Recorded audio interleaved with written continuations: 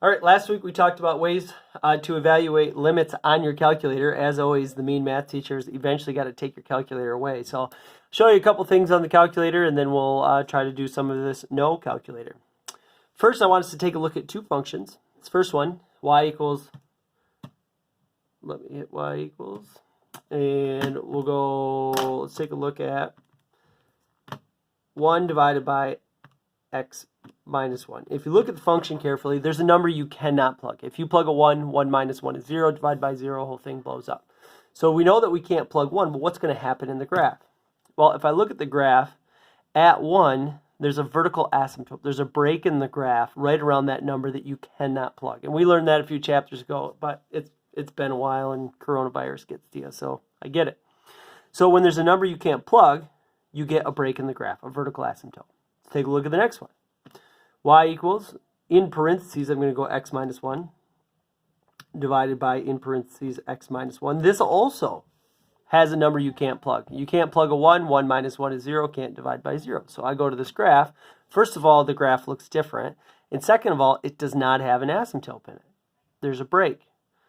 Okay, there is a break, but it's not an asymptote. And what type of a break is it? Well, it's actually a small little hole that doesn't show up on your calculator. Watch this. If I hit trace in 1, you see that you plug in 1, you get out nothing. So there is a little hole at 1. You just can't see it on your calculator. Okay, so basically here's what happened. Well, the question is why? Why did this one have an asymptote and this one not? And maybe you already know. This one here, nothing cancels. So when your discontinuities cancel, you get some. This one does not cancel. When they do cancel, you get something different. Now look at this. If I have x minus 1 over x minus 1, those cancel and you get just 1. So y equals 1. If I look at this graph, it's a perfectly flat line, but it has a hole in it. Let's look at my new function. I'll go y equals, and let's just graph 1. My new function, it's the exact same graph. Okay, so my first graph and my simplified graph have the exact same graph. Those two equations have the exact same graph. What's the difference between the two? Well, the only difference between the two, if I graph them, is this, is the second one has the hole filled in. So when I hit trace and now go to 1, it actually has a y value to give you. I call that making your equation pluggable. In my first equation, you could not plug in 1. In the second equation, you can. So when you simplify, you make your equation pluggable.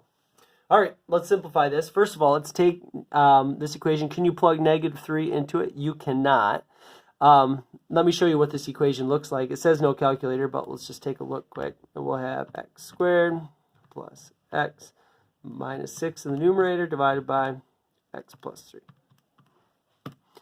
Okay, when I look at this graph, it's just a straight line, and it looks pretty normal to me, but let's go to negative 3. If I hit trace in negative 3 and I go there, no y value comes out whatsoever. This equation's not pluggable. When we simplify, it becomes pluggable. So let's take a look.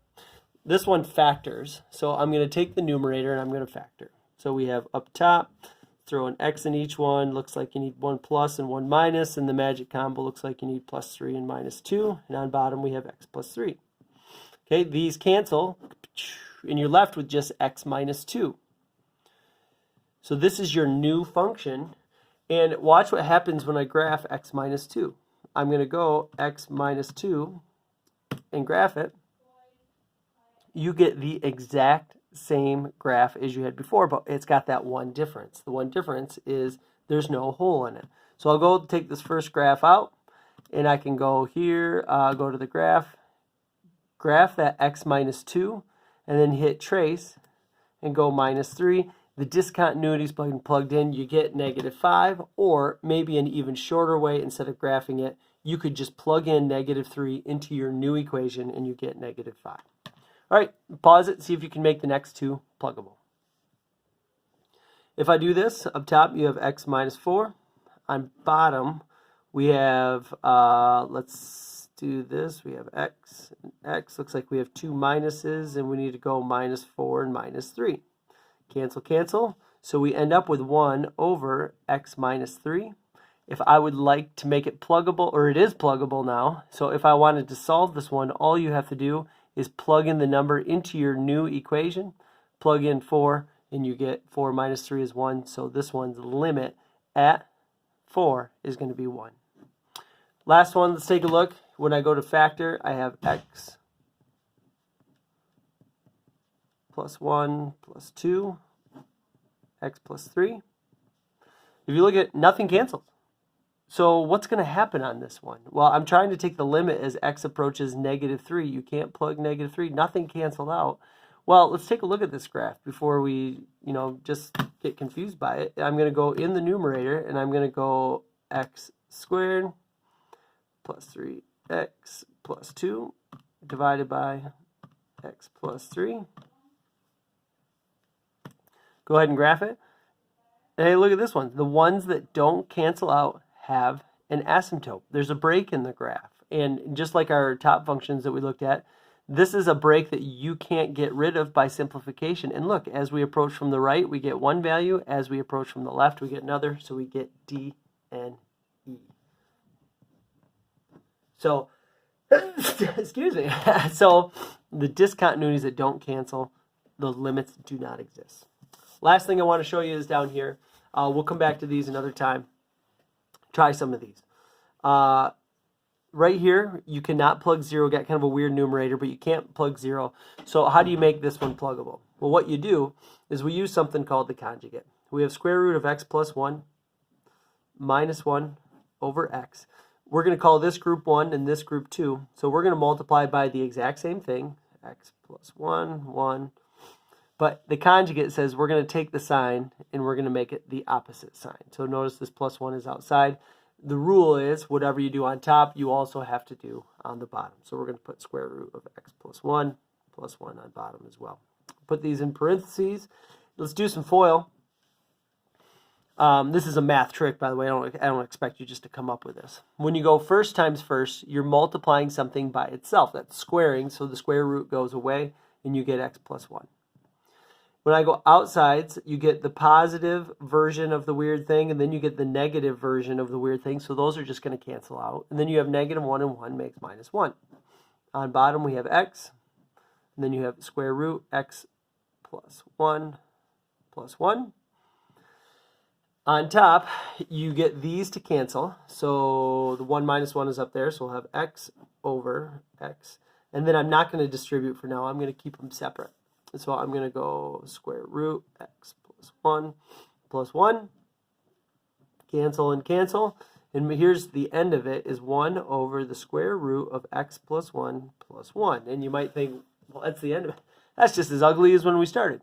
Very true. But the only difference is my original function you could not plug 0 into. My new one, you can.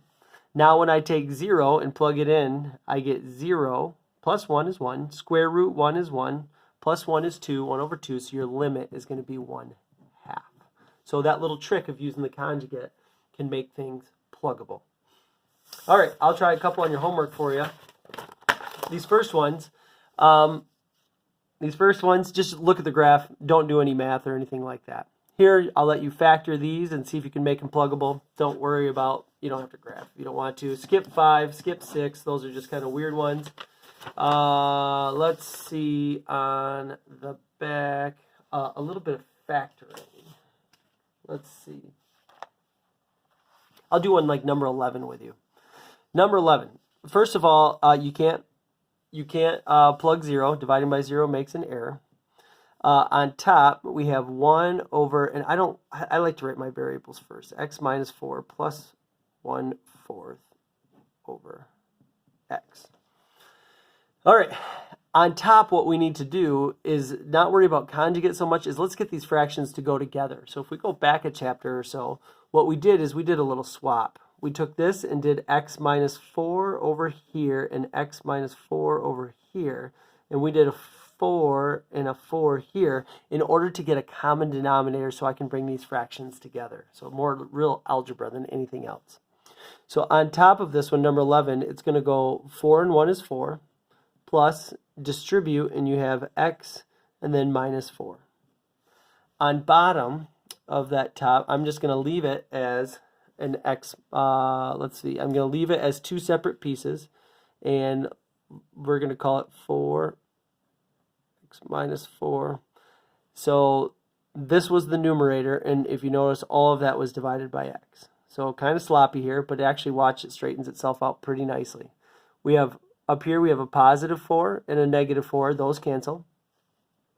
I'm going to call this bottom x and x over 1. So kind of weird, but I have a fraction divided by a fraction. So if I have x over 4x minus 4, there's my top fraction, divided by a fraction, that's times multiplied by the reciprocal, 1 over x, and you have a cancel and a cancel. So my final function, if you wanted to distribute, you can. You're going to have 1 over 4x minus 16. Same as before. Like, how is that any good?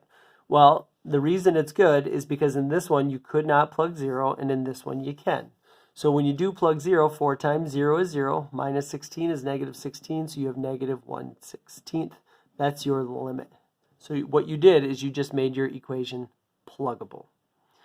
I'll help you out here with number 14. Number 14, we can multiply by the conjugate. We're going to have the square root of x plus 6 plus 3 on top. Square root of x plus 6 plus 3 here. So multiply by the conjugate. On top, let's distribute. First and first makes x plus 6.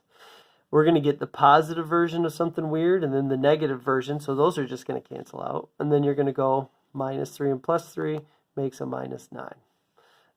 On bottom, what we're going to have is, I'm just going to keep these as groups, I think. I'm just going to have it be an x minus 3, be this group, multiplied by this all together, multiplied by the square root of x plus 6 plus 3. So keep them as two separate groups. On top, I'm going to have x minus 3. And I'm going to have x minus 3 times the weird thing, square root of x plus 6 plus 3.